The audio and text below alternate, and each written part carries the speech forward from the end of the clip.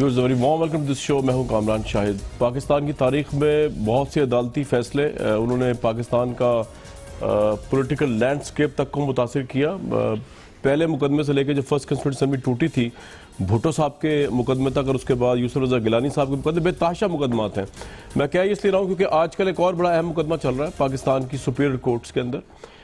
Supreme court Nawaz Sharif صاحب کو لے کر پیناما کرپشن کیس جو ہے اس میں ہیرنگ کر رہی ہے. آج کل ذرا تعطل کا شکار ہے کیونکہ جسٹس عظمت سعید صاحب جو ہیں وہ بیمار ہیں اور امید ہے کہ ایک ہفتے تک وہ صحتیاب ہو جائیں گے اور دوبارہ کیس سٹارٹ ہو جائے گا. یہ کیس بہت سے لحاظوں سے پاکستان کے لیے امپورٹنٹ ہے.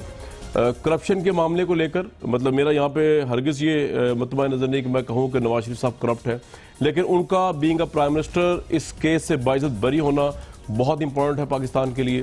اگر وہ بری نہیں ہوتے اس کیس سے باعزت تب بھی یہ کیس پاکستان کے لیے بڑا امپورٹنٹ ہے. اس سے یہ اسٹیبلش ہوگا کہ کرپشن خواہ وہ میں کروں یا پرائم منسٹر پاکستان کرے اس کی پہنچ سے عدالت کی اور انصاف کی اور قانون کی پہنچ سے کوئی دور نہیں ہے. تو یہ سائیکولوجیکلی پولیٹیکلی قانونی لحاظ سے مورل لحاظ سے اس کیس کی افادیت جو ہے وہ ہم اس کو بتاتے رہتے ہیں اپنے پروگرامز کے پلیٹ فارم سے. ہیئرنگز آپ کو بتاتے رہتے ہیں ہمارے رپورٹرز اور ججز بھی آبویسلی جانتے ہیں کہ یہ کیس کتنا امپورٹنٹ ہے. آج بھی ہیئرنگ نہیں ہے ہوئی، ایک ہفتے تک ہوگی، لیکن آج ہمارے ساتھ جو شخصیت موجود ہے وہ اس کیس کے اوپر کافی بات کرتے ہیں اور کبھی کبھی تو لگتا ہے کہ جو ایکچوئل وکلا ہیں ان سے زیادہ اچھے دلائل یہ دے دیتے ہیں. اعزاز احسن صاحب بہت بہت ویلکم آپ کو اس پروگرام میں. اعزاز صاحب آپ کی جتنے میں سنتا آ رہا ہوں پچھلے جب سے ہیئرنگ ہوئی ہے انٹرپریٹیشن جو ایویڈنس پیش ہوا پٹیشنرز کی طرف سے نواز شریف صاحب کے خلاف، کلیئرلی آپ کو لگ رہا ہے کہ یہ کیس جو ہے یہ نواز شریف صاحب کو بھی جیت نہیں سکتے.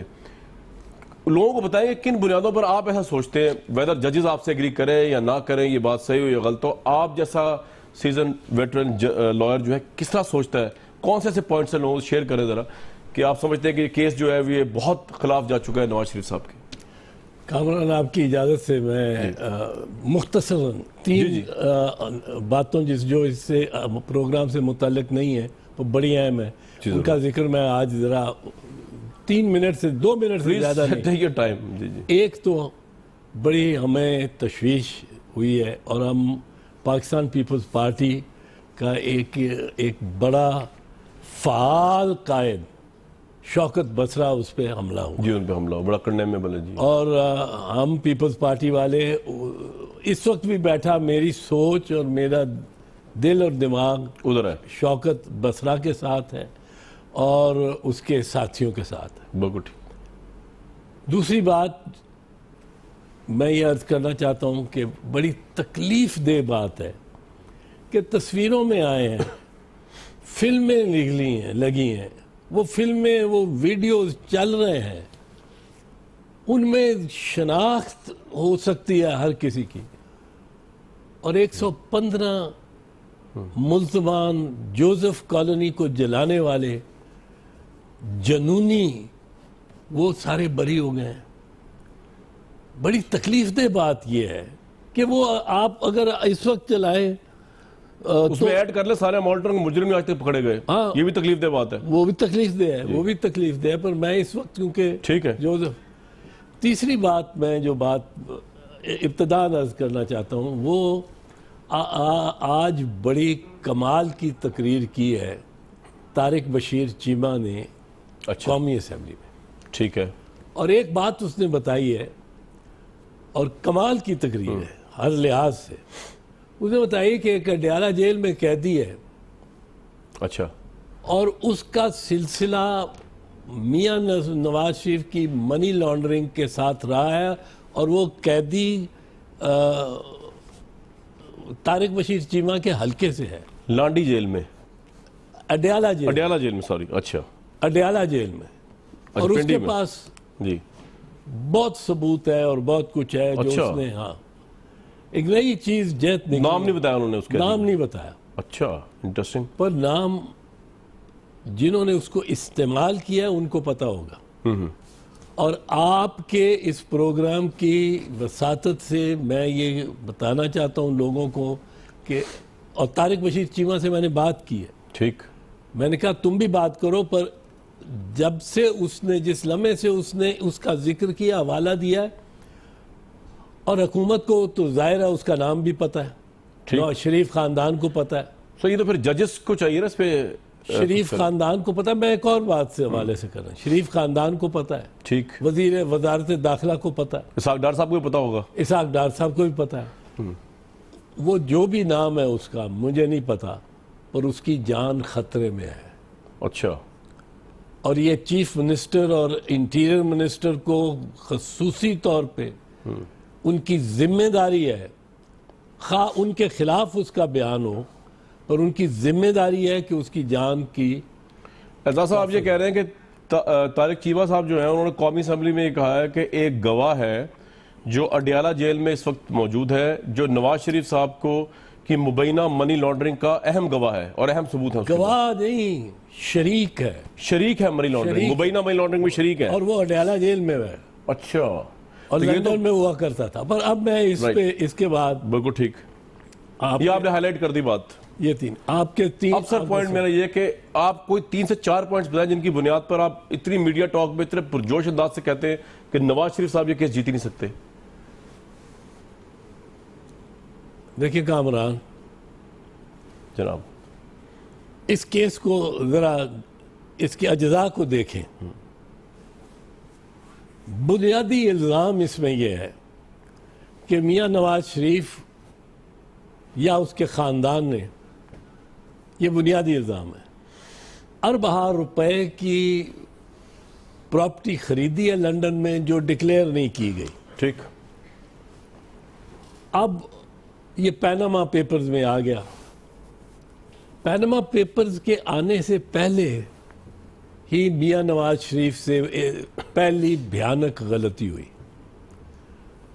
آئی سی آئی جے والے یا international commission of investigative journalist نے, جس طرح آپ کوئی پروگرام میں کسی پہ الزام لگانا چاہتے ہیں تو آپ کوشش کرتے ہیں کہ اعتزاز احسن کا موقف لے لیا جائے جس پہ الزام ہے. بالکل صحیح. اور جب آپ پروگرام میں پھر فرماتے ہیں کہ جی ہم اعتزاز احسن کو موقف نہیں دیا یا ان کا یہ موقف. ٹھیک. تو آئی سی آئی جے نے فروری میں, اپریل میں رپورٹ ان کی چھایا ہوئی, فروری میں انہوں نے ان سے اپروچ کیا, حسین نواز اور مریم کو اپروچ کیا کہ آپ کا نام آ رہا ہے, صحیح, آپ اگر اپنا موقف دینا چاہتے ہیں تو دے لیں. بالکل صحیح. یہ فیملی پینک کر گئی. انہوں نے کہا یہ تو ہمارا نام آ جائے گا اور لوگ کہیں گے یہ چور ہیں.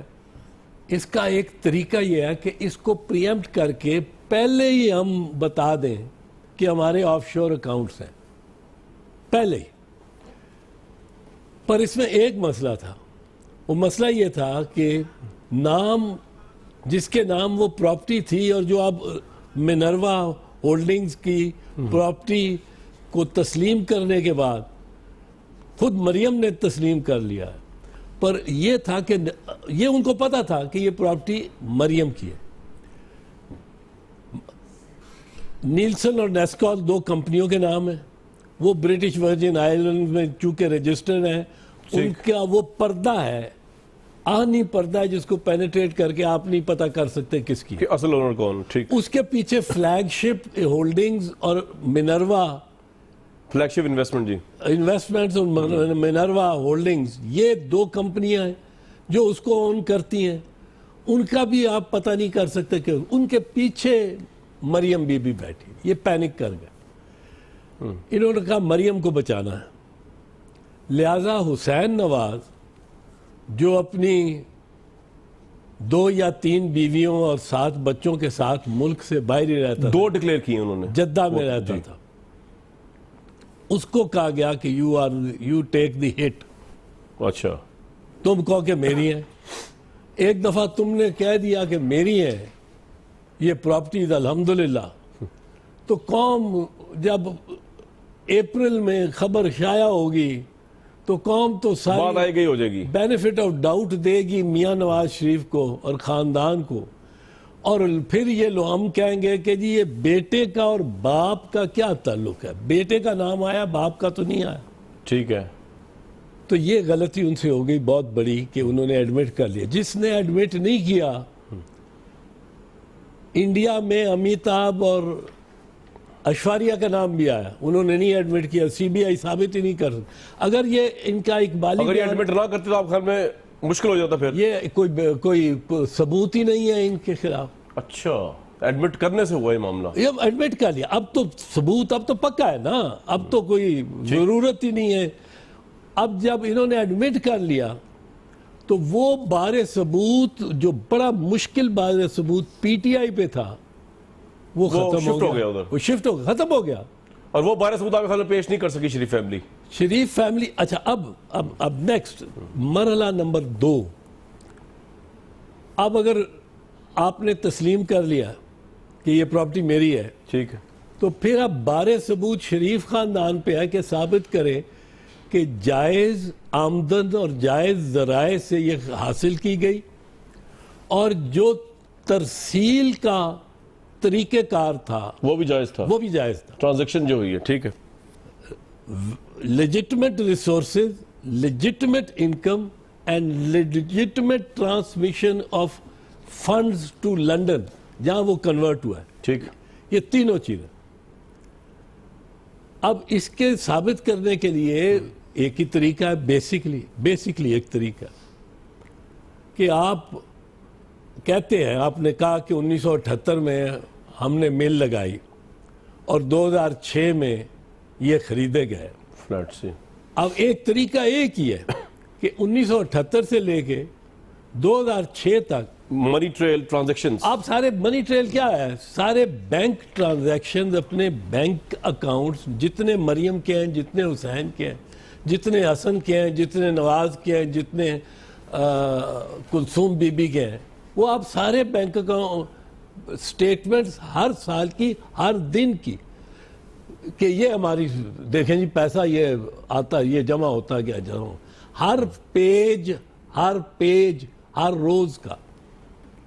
اور دوسرا آپ ساتھ اپنے انکم ٹیکس اور ویلتھ ٹیکس کے ڈیکلریشن اس سارے پیریڈ کے پیش کر. سر یہ تو پیش نہیں کر سکے. اچھا اب میں عرض کرتا ہوں, یہ دوسری غلطی میں کہہ رہا ہوں. اچھا, غلطی کیا ہوئی انہوں نے جو ناقابل تلافی ہے, ہو ہی نہیں سکتی, اور وہ یہ کہ انہوں نے اب یہ ایکسپلین نہیں کر, کیونکہ انہوں نے یہ پیسے بھیجے ہیں 1993-94 میں, جب سب کہہ رہے ہیں ٹھیکہ دیا ہے موٹر وے کا, اور اس کے کمیشن سے یہ خریدے گئے.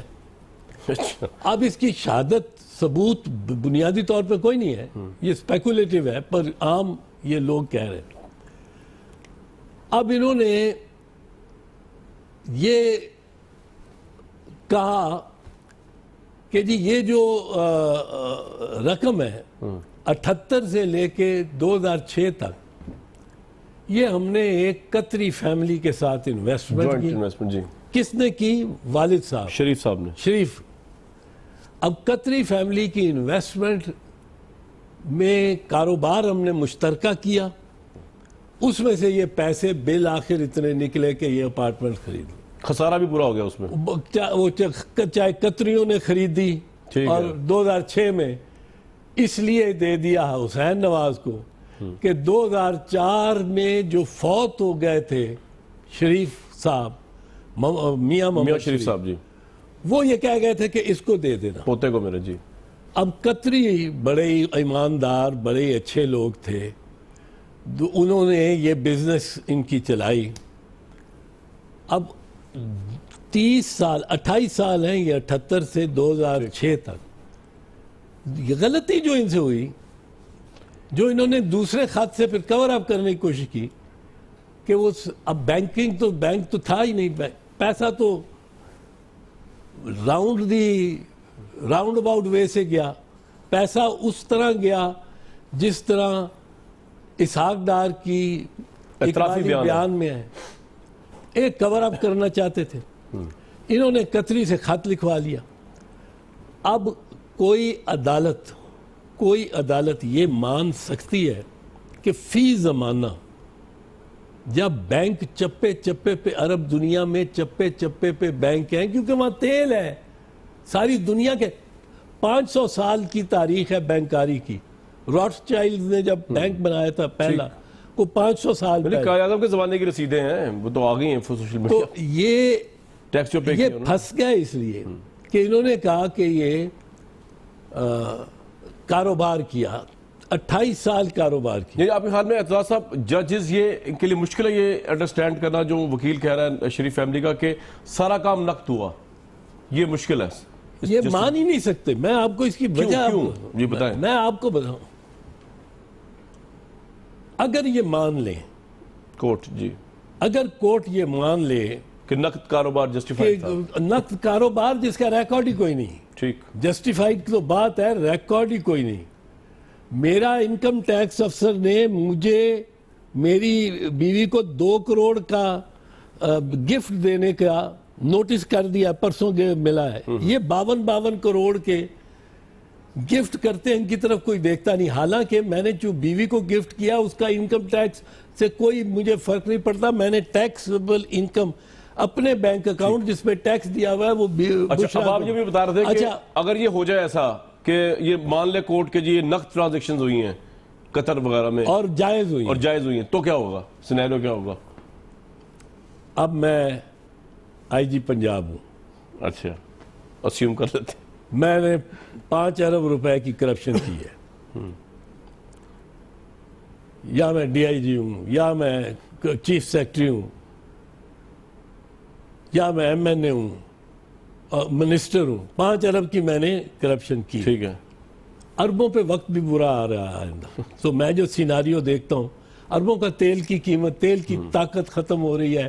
آئی ایس آئی کی پرابلم ہے, آئی ایس آئی ایس, جی, اندر ان کی I S I S, I S کی ان کی پرابلم ہے, اندر ان کے ٹینشنز ہیں, ان کی وہ مستحکم معیشت نہیں ہے جو تھی. اب اربوں نے یہ, اب آپ سیناریو دیکھیں. اگر یہ ایکسپٹ کر لے کورٹ یہ آرگومنٹ سلمان اکرم راجہ کا, میں بزنس مین ہوں, میں نے 5 ارب روپیہ وائٹ کرنا ہے. میں فلائٹ لوں گا لاہور سے کویت بھی اسی طرح قطریوں کی طرح ہی ہے نا, یا قطر چلے جائیں گے آپ, یا دوحہ چلا جاؤں گا. دوحہ چلے جائیں گے, ٹھیک.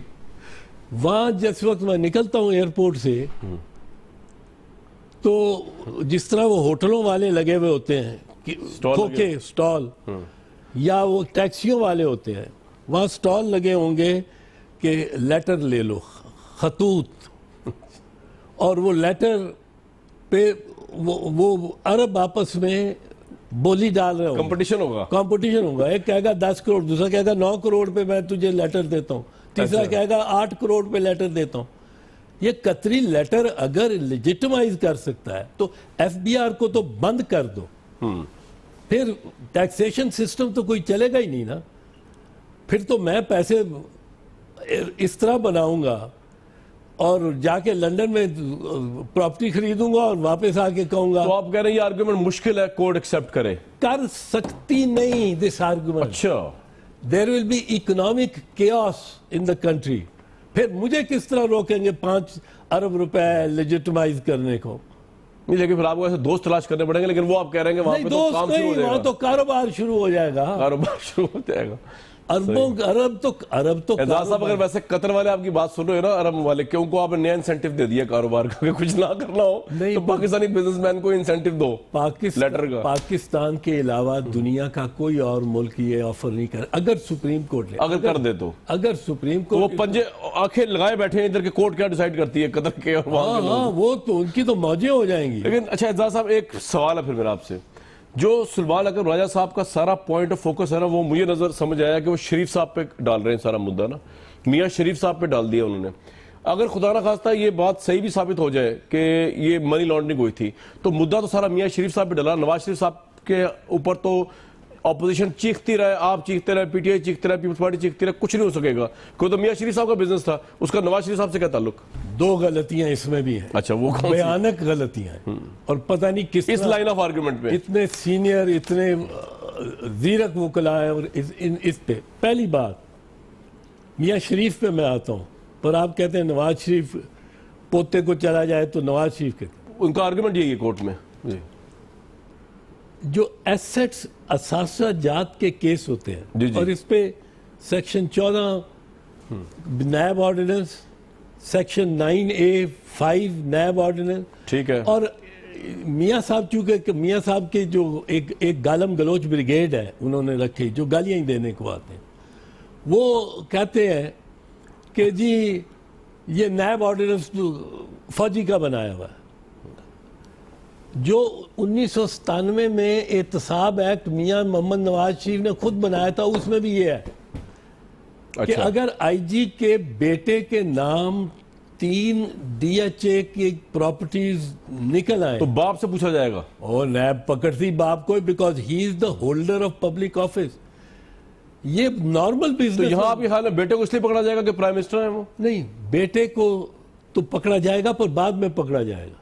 पहले पकड़ा जाएगा होल्डर ऑफ पब्लिक ऑफिस को कि तुम्हारे बेटे के नाम इतनी नाजायज दौलत निकल आई है भाई। ये हुसैन नवाज के पॉइंट ऑफ व्यू से आप कह रहे हैं? हुसैन नवाज के पॉइंट ऑफ व्यू से कह रहा हूँ, ठीक। ये तो होल्डर ऑफ पब्लिक ऑफिस पकड़ा जाएगा, केस उसके खिलाफ चलते हैं। बेटा साथ को एक्यूज होगा, बेटा शरीक मुल्ज़म होगा, बट असल मुल्ज़म जो होगा मेन एक्यूज वो बाप होगा जो होल्डर ऑफ पब्लिक ऑफिस है। एक दूसरी बात दादे पोते की कि ये किया, दादे ने किया, ये भी बड़ी आर्गुमेंट पहले दिन से ले रहे हैं कि जी मियां मोहम्मद शरीफ ने की बिजनेस थी, उसने जो किया सो किया। बिल्कुल, वो उनका नवाज शरीफ साहब से कोई ताल्लुक नहीं है, नवाज शरीफ से कोई ताल्लुक नहीं है। और हुसैन नवाज को भी आप क्या पूछ सकते हैं, वो दादे ने किया, पोते को कैसा पूछ सकते हैं? अब दादा अगर डाका मारे, डकैती करके जेवर घर का एक का सारा लेके, बाद में कार की चाबी लेके और मर्सिडीज कार भी लेके भाग जाए और जाके पोते के हवाले कर दे, और चाहे 10 महीने बाद, 2 साल बाद, 20 साल बाद, इसकी कोई लेजिटिमाइजेशन नहीं होती। अच्छा, लोग पहुंचे 2 साल बाद या साल बाद, पुलिस पहुंचे कि ये तो माल मसरूका, पोते से पूछे ये तुमने गाड़ी जो चला रहे हो ये तो अब्दुल अलीम की थी, आप कैसे चला रहे हो? तो वो कहे जी मेरा तो दादा दे गया, मेरा तो कोई कसूर नहीं, मेरा तो इसमें कोई नहीं, मेरा ये तो मेरे पास है। दादे से पूछे, दादा फौत हो गया। जो प्रॉपर्टी प्रोसीड्स ऑफ क्राइम से बनती है वो कभी पास होती नहीं। राइट। अच्छा एजाज साहब, मरियम नवाज साहबा को बहुत इसमें इन्वॉल्व किया गया इस केस के अंदर। दूसरी तरफ से जोर लग रहा है कि वो नहीं है, कोई कहता है जी सिर्फ बेनिफिशियरी ओनर तो नहीं है वो, लेकिन वो सिर्फ डीड, ट्रस्ट डीड हुई हुई है जिसके बाद वो करेंगी। इधर से जोर लग रहा है नहीं वही है। इधर वालों का जोर इसलिए क्योंकि मरियम नवाज साहिबा जो है वो क्योंकि जेर कफालत है, मुबैना तौर पर आर्गूमेंट है, और इसलिए अगर उन पे बात आएगी तो नवाज शरीफ साहब पे बात आएगी। उधर से इसलिए बचाने की कोशिश की जा रही है कि ऑब्वियसली जब मरियम साहब पे बात आएगी तो नवाज शरीफ साहब बात आएगी, यही आर्गूमेंट है। तो उस पर जब मुनर्वा के ऊपर उन्होंने आर्गूमेंट ये दे दिया कि सिग्नेटरी की सिर्फ अथॉरिटी दी हुई थी मरियम साहिबा को, तो ये आपके ख्याल में एक्सेप्टेबल नहीं? काफी बात कि एक एजाजी सिग्नेचर करने की अथॉरिटी है, पहली जॉइंट अकाउंट आप कहते हैं अगर मैं रहूं तो ये बंदा कर लेगा साइन। पहली बात मैं आपको बताऊं, ये मरियम है, हुसैन है, ये ट्रस्टी है, ये बेनिफिशियल ओनर है, ये सब इररेलेवेंट है, डिस्ट्रैक्शंस हैं। अच्छा, इनका केस से कोई ताल्लुक नहीं है। अच्छा, मतलब डिस्ट्रैक्शंस हैं, ताल्लुक बीच में जरा बना ले किस तो बुनियाद बन पे भी कह रहे जाता हैं है। पर बुनियादी पॉइंट ये है कि हुसैन की है या मरियम की है, औलाद वो होल्डर ऑफ पब्लिक ऑफिस की है, नवाज शरीफ साहब की, ठीक है, वो आईजी की औलाद है ना। पकड़ा तो आईजी ने जाना है। अब बीच में आप फैसला करते रहे कि मरियम होल्डर ट्रस्टी है कि होल्डर है कि नवाज हुसैन है। हुसैन तो खुद क्या बैठा है कि ये मेरी है। केस को पे मियां मोहम्मद नवाज शरीफ के खिलाफ मुकदमा पर्चा कटने के लिए ये काफ़ी है। इसमें मरियम और हुसैन और हसन ये मौजून बुनियादी मौजूनियत नहीं रखते। बाद में जब आपने फैसला कर लिया कि ये नवाज शरीफ की प्रॉपर्टी है, Nawaz Sharif holder of public office था, ठीक, نواز شریف اتنی رشوت لے سکتا تھا؟ وہ جیسے کس نے، میرا شیخ رشید نے کہا کہ ہمارے بچے 18 سال کے ان اپنا آئی ڈی کارڈ نہیں بنوا سکتے، یہ ارب پتی ہو جاتے ہیں۔ آپ ایک اور چیز دیکھیں، 7 خاندان تھے جو بھائی تھے اتفاق بردر، میاں شفیع تھا، میاں مراج تھا، میاں سراج تھا، میاں عزیز تھا، میاں بشیر تھا، میاں شریف تھا، ایک اور 7 بھائی تھے۔ باقیوں کسی کا نام سنا ہے آپ نے؟ یہ میاں شریف اور ان کا خاندان سیاست میں آیا، ضیاء الحق کے انہوں نے گریبان پکڑا، اس کے ساتھ یہ 1980 سے سیاست میں آئے۔ 1980 کے بعد سیاست اور سیاسی اختیارات کے ناجائز استعمال سے یہ برج خلیفہ بن گئے۔ باقی کسی کا نام سنا ہے؟ وہ 6 وہ بھی تو بھائی اسی کی طرح تھے۔ ان کو زیادہ اچھا طریقہ آتا ہوگا لوہا اور کاروبار پھیلانے کا۔ یہ سیاست، لیکن یہ انالوجی کورٹ میں پروف تو نہیں ہو سکتی اعجاز صاحب کہ جی باقی بھائی رہ گئے اور ایک بھائی کیوں نکل گیا آگے؟ کورٹ میں بھی بالکل ممکن ہے۔ اچھا، کورٹ میں درخواست ہو سکتی ہے کہ ان کو بھی بلائیں، ٹھیک ہے، اور ان سے پوچھیں ان کے کیا میں ایک بریک لوں گا۔ اعجاز صاحب کے سارے آرگومنٹ اپنی جگہ پہ، لیکن ویورز، حکومت کے ایک اہم ترین وزیر نے یہ کہا ہے کہ نواز شریف صاحب کو اگر کسی بھی طریقے سے نکالنے کی کوشش کی گئی تو یہ ایکسیپٹیبل نہیں ہوگا، اور یہ اشارہ سٹریٹ میں بہت سے لوگ نزدیک کورٹ کی طرف تھا۔ وہ بیان بھی سنائیں گے آپ کو اور اس پہ اعجاز صاحب کا کمنٹ بھی لیں گے ایک بریک کے بعد۔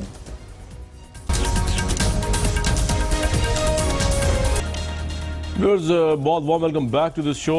اعجاز احسن صاحب ہمارے ساتھ موجود ہیں، لیکن میں اعجاز صاحب کو سنانا چاہ رہا ہوں حکومت کا موقف کیا ہے اس کیس کے اوپر۔ جی سنتے ہیں۔ جو بھی قوتیں اس کے خلاف برسر پیکار ہیں، انہوں نے پہلے دھرنوں کی صورت میں اسے جو ہے وہ نااہل کروانے یا استعفیٰ لینے کی کوشش کی، اب اسے سپریم کورٹ سے برآمد کرنے کی کوشش کی جا رہی ہے۔ میاں نواز شریف کو جو عوامی مینڈیٹ حاصل ہے اس سے جدا کرنے کا اختیار صرف اور صرف عوام اور ان کے ووٹ کی طاقت کو حاصل ہے، اور کسی کے پاس یہ اختیار نہیں ہے کہ وہ میاں نواز شریف کو جو ہے وہ نااہل قرار دے سکے۔ میاں نواز شریف کو غیر عوامی، غیر سیاسی، غیر جمہوری طریقے سے اگر عوامی مینڈیٹ سے علیحدہ کرنے کی کوئی بھی کوشش کی گئی اور کسی طرف سے بھی ہوئی، کوئی بھی اس کا حصہ بنا، تو اسے عوام کے بے پناہ اور شدید ترین رد عمل کا جو ہے وہ سامنا کرنا پڑے گا۔ لوہی چوئی صاحب پنجابی تڑی کہتے ہیں، تڑی ہے، میں کوٹ نوں لائی تڑی راہ صاحب نے کوئی بھی حصہ بنا، کسی نے بھی یہ حرکت کی نواز شریف صاحب کو ہٹانے کی عوامی فیصلے کے علاوہ، یعنی عدالتی فیصلے کے تحت کرنے کی کوشش، اگر میں اس طرح کروں تو یہ ایکسیپٹیبل نہیں ہوگا۔ خواجہ سعد رفیق نے بھی ایسی بات کی ہے، طلال چودھری نے بھی ایسی بات کی ہے، کالا یا سیاہ یا کالا فیصلہ ہم تو یہ ججز کا پریشر لے سکتے ہیں اس بات کا یا نہیں کبھی بھی؟ ججز کی اب ماضی، اگر سپریم کورٹ کا ماضی ان ججز کا نہیں، یہ ویسے اچھے زیرک جج ہیں، ان سے مجھے توقعات بہت بہتر ہیں، پر جو سپریم کورٹ کا ماضی ہے وہ ذرا ذہن میں رکھنا چاہیے۔ ٹھیک، 6-7 آپ کو مثالیں دیتا ہوں بڑی مختصر۔ 1993 میں غلام اسحاق خان نے 18 اپریل 1993 کو قومی اسمبلی اور نواز شریف کی حکومت، نسیم حسن شاہ صاحب نے جو بحال کی تھی، وہ سپریم کورٹ کے اس وقت سربراہ چیف جسٹس نسیم حسن شاہ تھے، 5 ہفتے کے اندر 26 مئی کو اس کو بحال کر دیا گیا۔ وہ چمک کا لیڈ آئی تھی وہ بی بی نے ہاں جی، اور فیصلے میں لکھا کہ الزام، کرپشن کے الزام اگر پرائم منسٹر پہ ہوں تو اس پہ آپ نہ گورنمنٹ نہ اسمبلی ڈسمس نہیں کر سکتے۔ اچھا، 3 سال بعد صدر فاروق لغاری نے سیم چارجز پہ بے نظیر بھٹو صاحب کا فارغ بے نظیر بھٹو شہید کو کورٹ نے بحال نہیں کیا، کورٹ نے بحال نہیں کیا اور کہا کہ کرپشن کے الزامات پر 58(2)B انووک ہو سکتے۔ ارے سجاد علی شاہ صاحب نے ڈیسنٹ کیا تھا اس میں پہلے دفعہ ڈیسنٹ اس میں کیا تھا۔ اب دوسرا دیکھیں تو سر اس سے کیا کہیں گے آپ؟ یہ کورٹ کو پریشر کرنے کی ابھی میں بتا دوں کورٹ کی تاریخ جو ہے جس سے یہ مطلب ہے انکریج ہوتے ہیں۔ ایک یہ کیوں نہ انکریج ہو, تڑی کیوں نہ دیں. 1998 میں کورٹ نے, سپریم کورٹ نے طلب کر لیا پرائم منسٹر کو, پرائم منسٹر نے سپریم کورٹ کو یہ سزا دی کہ لاہور سے بسیں بھر کے لوگ 600-700 لوگ آئے, پھلانگ کے طارق عزیز ایم این اے نظر آئے مارتے ہوئے وہاں وہ پہ, بہت سارے منسٹرز, ابھی جو منسٹرز ہیں وہ نظر آتے ہیں آپ کو اس میں. وہ پھلانگ کے گیٹ اور چیف جسٹس کے کورٹ روم پہ اٹیک کیا, وہ جان بچا کے بھاگے وہاں سے, اور کرسیاں گر گئی, اخباروں میں ہم نے دیکھا تھا, کرسیاں گر گئی ان کے بالکل پیچھے, جان بچا کے بھاگنا پڑا. کیا نواز شریف کا کچھ ہوا؟ کچھ اس کو. پھر 1998 میں ہی نواز شریف کا چیف جسٹس کے ساتھ پھڈا ہو گیا, ڈس ایگریمنٹ ہو گئی. ٹھیک. سپریم کورٹ میں بغاوت کروا دی. کوئٹہ بینچ, کوئٹہ بینچ, سعید الزمان صدیقی مرحوم جو تھے, سعید الزمان صدیقی کو اس کی جو معاوضے میں انہوں نے, نواز شریف نے اس کو اپنا کینڈیڈیٹ بھی بنایا صدر کا, اور پھر مرتے دم گورنر بنا دیا, گورنر بھی بنایا. جی گورنر سے. پھر دیکھیں 1999 میں جی بی بی اور آصف زرداری کو سزا سنا دی ایک ڈویژن بینچ نے لاہور ہائی کورٹ. جسٹس قیوم اور جسٹس نجم تھے, انہوں نے سزا سنا دی. اس کی اپیل ہوئی سپریم کورٹ میں. 2001 میں آڈیو ٹیپس چلیں کہ کس طرح لا منسٹر, کس طرح سیف الرحمان پریشرائز کر رہے جج کو پریشرائز کر رہا ہے. یہ سارا آ گیا تو اب, اور لیکن آج کے جج تو ایسے نہیں رہے. ایک منٹ, چیف جسٹس راشد عزیز خان کو بھی, جو ہائی کورٹ کے جج تھے, اور وہ کہہ رہے ہیں کہ بس کل فیصلہ ہو جائے گا, کل, اور سزا پوری دیں گے. بالکل ٹھیک. یہ ٹیپس چلی سر, لیکن آج کے ججز تو ایسے نہیں رہے. ایک منٹ ذرا سنو. جی. اب یہ وہ جسٹس راشد عزیز خان فارغ ہوئے جو چیف جسٹس تھے, سپریم کورٹ کے جج تھے. دونوں ججز ہائی کورٹ کے فارغ ہوئے. جس کے ایما پہ یہ سب کچھ ہوا, نواز شریف, اس کو کچھ بھی نہیں ہوا. پھر اب بھی کچھ نہیں ہوگا, اس کو کچھ بھی نہیں ہوا. نہیں, اب میں کہتا ہوں کہ نواز شریف کے لیے میں آپ کو بتاؤں, نظر ثانی کرنے کے لیے سپریم کورٹ رولز میں 30 دن ہے. اگر آپ 31ویں دن فائل لے کے جائیں تو دفتر ریجیکٹ کر دیں. ٹھیک ہے, دفتر لیتا نہیں ہے. صحیح ہے. اور اگر 33, 34, 35 لیکن ان کا جو 99 کا مقدمہ تھا وہ دوبارہ ریویو ہوا, اب یہ کہنا چاہتا ہوں 10 سال بعد.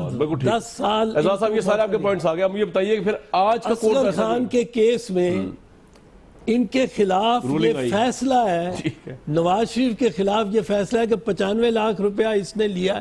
یہ فائنڈنگ ہے 1990 کی الیکشن ریگ کرنے. اس میں تو آپ کی لیڈرشپ نے ایکسیکیوٹ نہیں کیا نا آرڈر کو, حکومت ان کے پاس, انہوں نے کہا جی ہم سیاسی وکٹم نہیں. یہ فیصلہ آیا 2013 میں. نہیں, اس سے پہلے سر زرداری صاحب گورنمنٹ تھی, یہ 2013 میں آیا. اچھا. اور ان کا کچھ کوئی نیب کو اور ایف آئی او کو ڈائریکٹیو ہے, کسی نے کچھ کیا ہی نہیں. اب اس سٹیٹمنٹ کو سر کیسے دیکھیں گے؟ ہسٹری تو آپ نے بیان کر دی پوری کورٹ کی. آج کے ججز تو پریشر میں نہیں آئیں گے. 2-3 اور مثالیں چھوڑتا ہوں. جی. آج جو کیس ہے, یہ کیس اس وقت آ رہا ہے جب یہ بحث پبلک پراپرٹی بن گئی ہے. میڈیا کے تھرو. میڈیا کا بہت کردار ہے. اب یہ پبلک پراپرٹی بن گئی ہے. ٹھیک.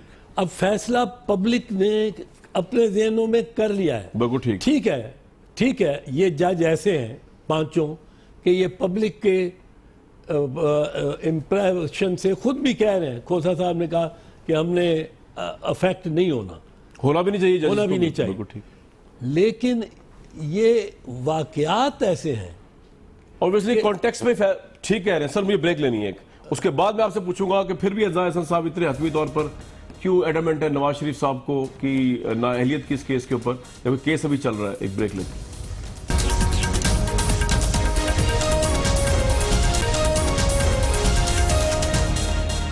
اعزاز صاحب, وقت بڑا کم ہے, آپ اتنے شور کیوں ہیں کہ نواز شریف صاحب یہ کیس ہاریں گے؟ नवाज शरीफ ने जो बुनियादी गलतियां की हैं वो अब केस देखें, मोटी बात तो ये है कि उनका सारा इन्हिसार कतरी खतों पे है। एक और कतरी खत भी आ जाएगा, ये भी मैं आपको आपकी बता दूं। प्रेडिक्शन है, ठीक है। एक और भी आएगा, वो कतरी खत ये गैप्स फिल इन करने के लिए वो अब कहेंगे कि कैश क्यों, इसको जस्टिफाई करेंगे। पर अदालत 28 साल कैश का कारोबार, पहली तो बात ये है जी, कोई endorse नहीं करेगी उस तरह, मान ही नहीं सकती। राइट। दूसरी बात, बेटे के नाम जो प्रॉपर्टी है वो जहां होल्डर ऑफ पब्लिक ऑफिस, एक सरकारी ओहदेदार, प्राइम मिनिस्टर वगैरह हो या अफसर हो, वो उसके जिम्मे लगती है। एजाज साहब बहुत शुक्रिया, आप तशरीफ लाए इस प्रोग्राम में। एजाज साहब के व्यूज़ आपने सुने, आप उनसे एग्री कर सकते हैं, डिसएग्री कर सकते हैं। ऑब्वियसली फैसला जजेस ने करना है। हमें दीजिए कल तक इजाज़त।